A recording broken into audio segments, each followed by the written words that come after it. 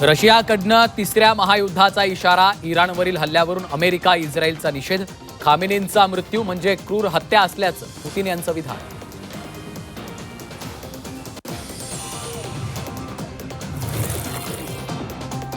America Iran युद्धाचा हापूस निर्यातीला फटका. युद्ध दीर्घकाळ चालल्यास कोकणचा अर्थचक्र कोलमडणार. युद्धामुळे हापूस निर्यातीवर अनिश्चिततेचे काळे ढग.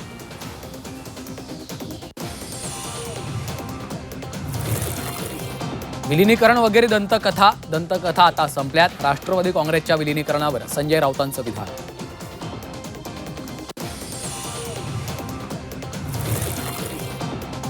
सोनं चांदीच्या दरात घसरण. चांदीचे दर 3,000 घसरले. सोनं 700 रुपयांच्या घसरणीसह 1,66,000.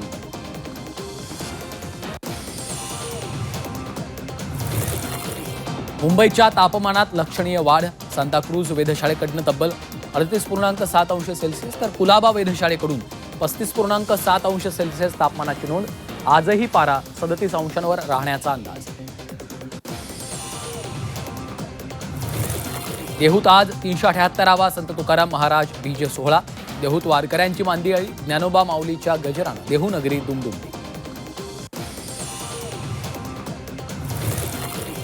दासबोध संत परंपरेतील एकमेव स्वतंत्र ग्रंथ ज्ञानेश्वरी आणि गाथा केवळ संकलन. गोविंदगिरी महाराजांच्या वक्तव्यानं नवा वाद.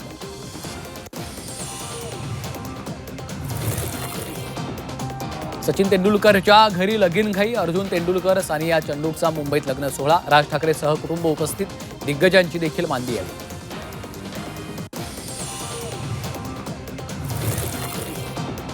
30 जूनपूर्वी राज्यामधील शेतकऱ्यांच्या कर्जमाफीचा निर्णय होईल. कृषी मंत्री दत्तात्रय भरणेंचं मोठं विधान. एप्रिलमध्ये कर्जमाफीबाबतचा अहवाल येणार असल्याची भरणेंची माहिती.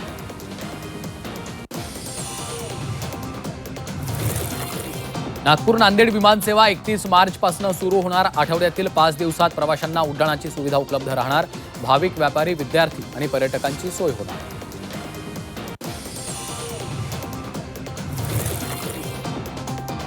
लाडकी बहीण योजनेच्या खर्चात 20% कपातीची शक्यता.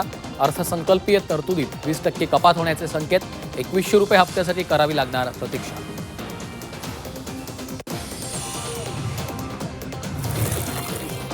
T20 विश्वचषक स्पर्धेत आज दुसऱ्या सेमीफायनलचा थरार. वानखेडे स्टेडियमवर भारतीय संघ इंग्लंडशी भिडणार. टीम इंडियात बदल होणार का याकडे लक्ष.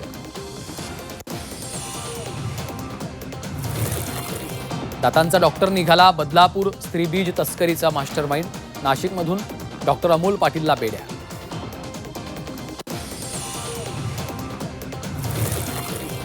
स्त्रीबीज तस्करी प्रकरणातल्या पीडितांनी तक्रारीसाठी पुढे यावं. माहिती गोपनीय ठेवली जाईल. राज्य महिला आयोगाचं पीडित महिलांना आवाहन.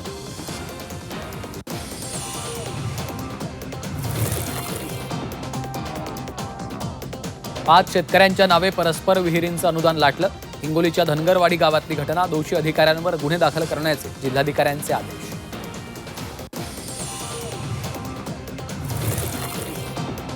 मराठवाड्यात नफ्याच्या आमिषानं अफूची शेती. पोलिसांच्या कारवाईत कोट्यवधी रुपयांचा अफू साठा जप्त. धाराशिव, बीड, संभाजीनगरच्या शेतकऱ्यांवर कारवाई.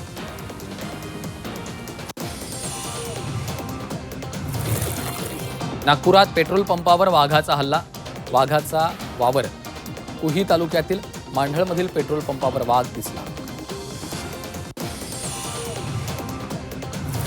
वर्ध्याच्या तळेगावात भाजप पदाधिकाऱ्याकडनं डॉक्टरला मारहाण. शिवीगाळ करत डॉक्टरसह आरोग्य सेविकाला लाथाबुक्क्यांनी मारहाण.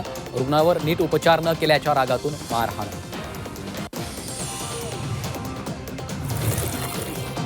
पुण्यातील न्हावी गावात शाळेत टिळा लावून येण्यास विरोध. शाळेविरोधात शिवप्रतिष्ठानसह हिंदुत्ववादी कार्यकर्ते आक्रमक.